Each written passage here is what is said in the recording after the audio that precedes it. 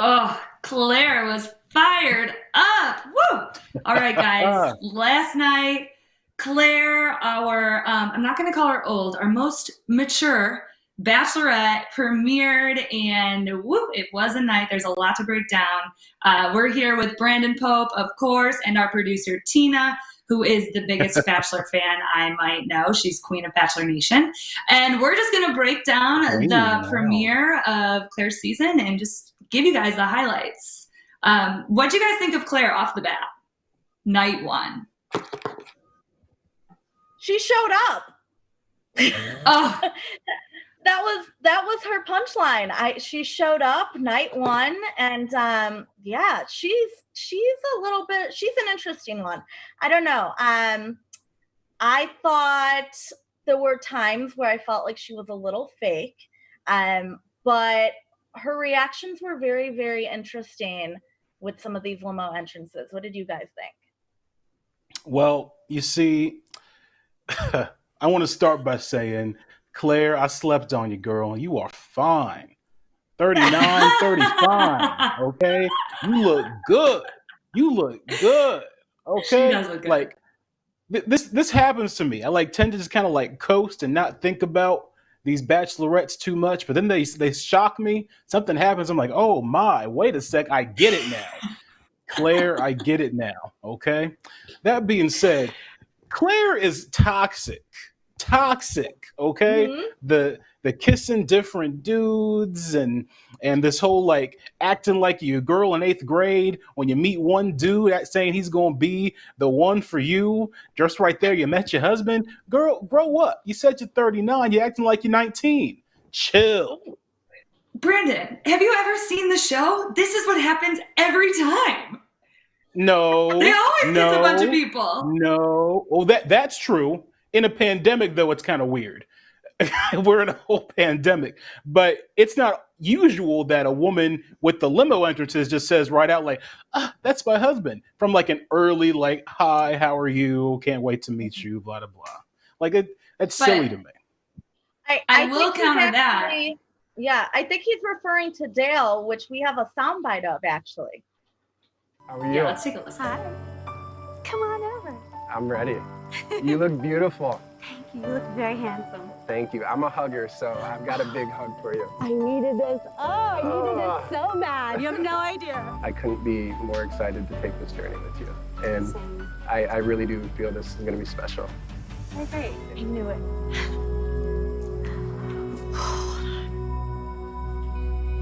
I definitely feel like I just met my husband. Oh my God. Claire?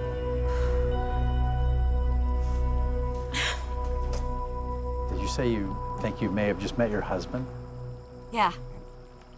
Every other guy I felt confident with, but with Dale, everything else went dark around me. Oh my God, stop laughing.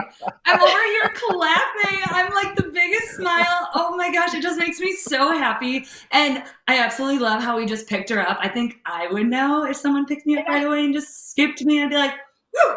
Get down on one knee. Let's do this right here. No, but Brandon, to counter everything you were saying about how this is 8th grade, oh, I think I found my husband. She's been through it. She's 39. She's been on the Bachelor franchise 5 million times. I mean, yeah, if she meets someone and she feels a connection right away and she thinks it's going to happen, then I would be confident and, put it out there too. She's 39. She has nothing to, say it if you feel it. Oh, This whole idea of love at first sight, it's a myth. She don't know that man, her husband, off of just talking to him like that. Just him picking her up. I can pick her up like that. Come on, this is ridiculous. I had to take the glasses off for that. I had to. You know what? Yeah, you get your nice touchy feelies, your butterflies. Ooh, I feel so good. That doesn't equal love. She gotta chill. Okay, maybe so she feels it enough that she's gonna get there. Yeah. I'm not saying she knows for certain, but she's feeling something from that first connection. I'm not gonna say that I don't think that it's gonna be Dale in the end, because they're gonna fall in love, and you'll see, Brandon. Okay, so to go back when I said right in the beginning that I felt like she was a little fake. Now, this whole limo entrance is exactly why I thought so. And it's because, did you see when he was like, I feel like this is going to be something really special? And then she was like, I think so too. And then she flashed him a wink. So that makes me think, from all the allegations that we've heard so far, that they have definitely been talking prior to the show. And for her to right after say, I think I just met my husband. Like, I'm sorry. I know she's 39. At that point in your life, you've been through it. You know what you want. But I don't know. There was something about that wink, guys, that got me, that was like, no. I think the reason you feel that way is because you've had a couple conversations with him, possibly on the gram, before this whole thing started.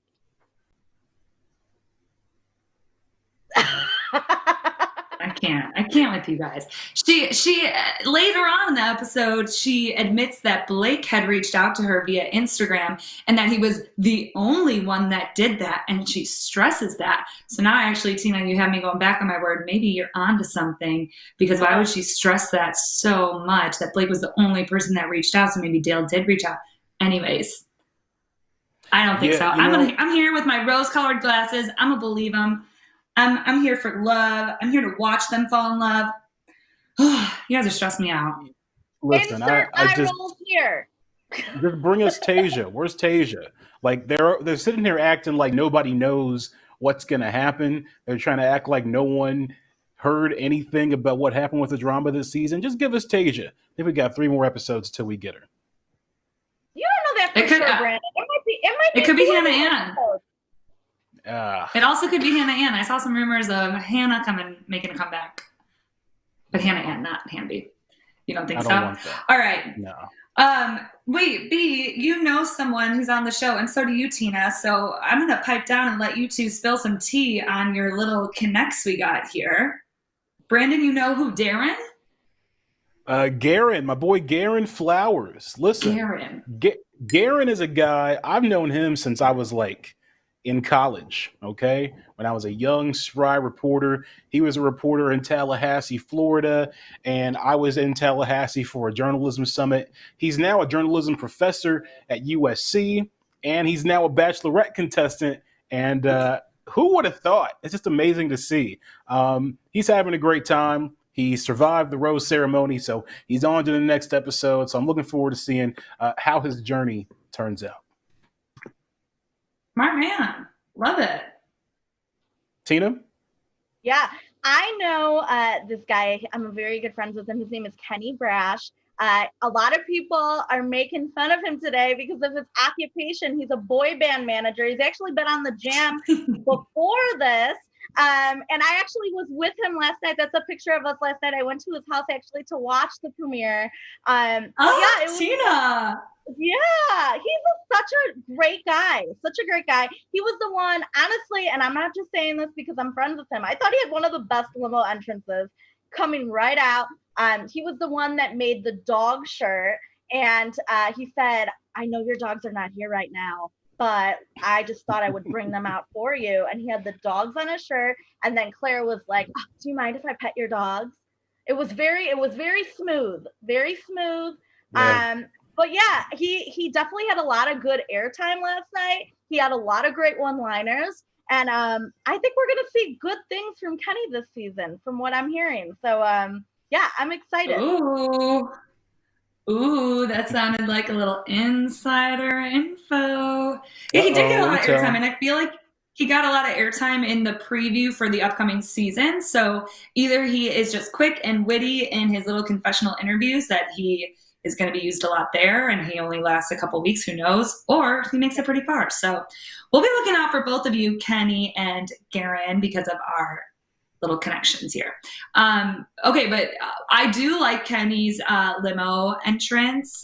It wasn't too gimmicky, because sometimes the guys just do too much, like this guy who pulled up in a little fancy car. We'll take a look right now. That's a Rolls Royce. That's great. Shut your mouth. Who is this? Baller. Hi. What an entrance. Good evening. Bennett. Who is this guy? Those loafers are fantastic. And a scarf? How did he get his own car? I don't know. I thought You know, coming from New York all the way to Palm Springs, the only way to come was in true Hollywood fashion. Blech. Ugh. Too I much. love it. Too much for me. I love it. Do you No, really? listen, you got to stunt. You got to show them what you're made of. You got to do what you got to do. You know, Quavo has been trending because he sent a snowflake emoji to Saweetie with the how it started versus how it ended thing. This is his live snowflake emoji. He's showing he can ice her out. He's showing that he can drop guap on her. He's showing that he got it like that. And, you know, that helps a woman feel secure. And Claire is 39. She needs security. Security. So I'm all about it. I The can't only thing believe I liked you. about that man was his scarf. That was about it. I can't believe you guys like that, but you don't like that she may have some genuine connection with Dale and she was riding on it saying, I might have just met my husband because he scooped her up. And all right, well, whatever. Okay. We have another One cute feels one. authentic, the other doesn't. Oh, yeah. Whatever. Okay. Another cute one from Easy. He's a little cutie on this season. He's cracking the jokes. He jumped through the sign that said, your future husband, which like Dale really should have jumped through, but whatever, we won't get into it. Did you guys like Easy? Easy was cool. I like, yeah, Easy is a guy. He was kind of ripping on some other dudes and their things, but he was kind of right. Like Claire is looking for a man, and some of these gimmicky things may not work as well, even though he did kind of a gimmicky thing. He didn't come out in a straitjacket or wear a full-on bubble. So, you know, I think the man's funny. I look forward to seeing how far he actually goes. He seems like he's going to demand a lot of airtime. I don't know if that means he's going to go that far, but he's entertaining. I'm all about it. I root for every black guy on The Bachelorette and Bachelor. You know, we're rooting for everybody black here in the Brandon Pope household. I love it. I said like household Easy? like I got people here. I like. I thought Easy was funny. I was, like I told you last night, I was with Kenny, and Kenny told me that he was by far the funniest guy in the house. So I think we're gonna see a lot of funny things coming up with Easy. I'm going to keep wheeling you in, T, with that inside scoop. I love it. I quickly also want to talk about that little boy drama that they had with the fake Tyler C, who will never be Tyler Cameron. I don't even know his last name, but he's not Tyler Cameron. He was just Tyler C. And Yosef, with the whole, there's a girl in my hometown who received a DM from you that you sent a message to a bunch of girls saying hello, good morning. I mean, what did you guys think about this? Because I honestly, I'm back and forth, but I'm glad that Claire nipped it in the bud right away and said, let's bring both of you together. Let's talk about this like real men and just get it out of the way. But I also think it was a little like petty of Tyler C to even bring up in the first place. What did you guys think? Yeah, snitches get stitches. I think that was silly for him to go around doing that. You know, it violates bro code, but I mean, it is a game. Yeah, I kind of had an issue with it, but in the end, you know, the game is the game, and you got to play it, and there's always going to be someone that's going to try to stir up some dirt. Yeah, I thought it was super childish. I have to say, I really applaud Claire on how she handled the situation. I totally agree with you, Krista. I love how she was like, okay, well, you're telling me something right now. Well, let's bring in the other guy and like just squash this, you know? So yeah, I like how she handled it. And that was the one thing that I really, really liked about last night. And it showed like her true maturity and how serious she is about finding the love of her life. Yeah, I completely agree. You can tell that she is more mature just in the way she speaks. Because when she was having that conversation, that one-on-one with Chris Harrison, they were getting to an emotional level. They were talking about her father who left the video, and it was just raw and real, and she wasn't saying like every word. And, you know, because sometimes we're dealing with 21-year-olds on this show trying to convey feeling. And you can clearly tell that Claire has life experience and she's learned a lot and she's gone through it, that, you know, she actually can speak. And I was like, wow, this is the English language on this show. I did not know that could happen. Disagree. Claire looks pretty immature to me. She seems pretty immature to me. One, the husband thing obviously was immature. That was very childish. But also this whole little tirade she's going on of like, you know, someone says she's the oldest Bachelorette. Didn't expect the oldest Bachelorette to act like this, which is true. It's really bad that she just kind of subskirted the whole process, right? Very childish. But then the way she reacted, yeah, you know, I don't need to have men like you, blah, blah, blah. It's like, well, hey, you let them go that far. That's your selection process. So that shows your lack of, you know, being able to choose them right. You got to have some accountability there. And so, you know, I think she's a little immature as well. She definitely has her moments. Like, that's what I mean. Like, in the beginning, it's like, I want to like Claire. I do want to like Claire. She's still single. And then it's just like, she has her moments where, like last night, and it's just like, I don't know. It's like one minute she's like really into it and she's like trying to settle a situation. And I'm like, yes, go Claire. And then the next minute she's having tantrums. And it's just like, I don't know. I don't know how to feel about this yet. I guess I have to keep watching.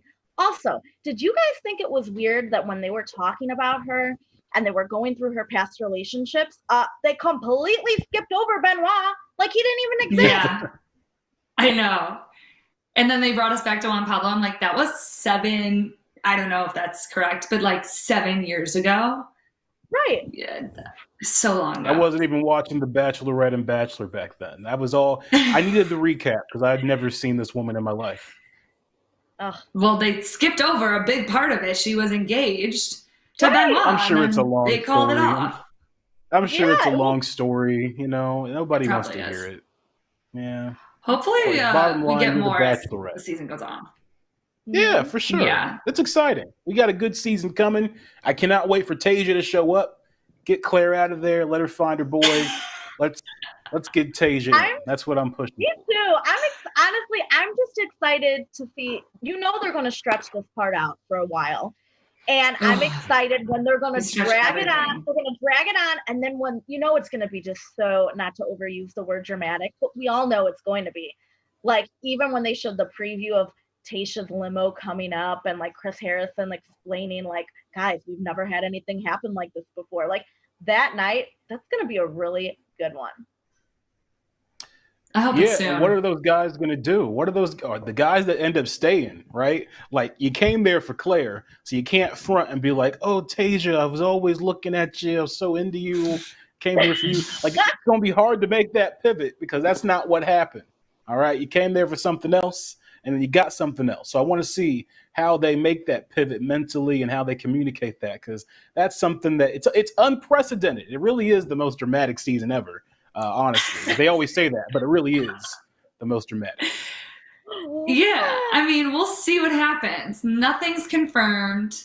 So we're here. We're along for the ride. And we will be recapping more episodes as the season goes on. So leave us your comments. Tell us what you think. Tell us who you're rooting for. Let us know if you're Team Brandon. You obviously sounds like you hate Claire and you think she's immature and she's not right for Dale, which is I have nothing against whatever. Or if you're Team Krista and you think that Claire is going to find love with Dale and all is going to be happy in her world. Or if you're just in the middle like Tina, as she is on the screen. So comment, let us know. And we will be back to do another one of these very soon. Yes, indeed. Sounds great. Thanks so much, guys.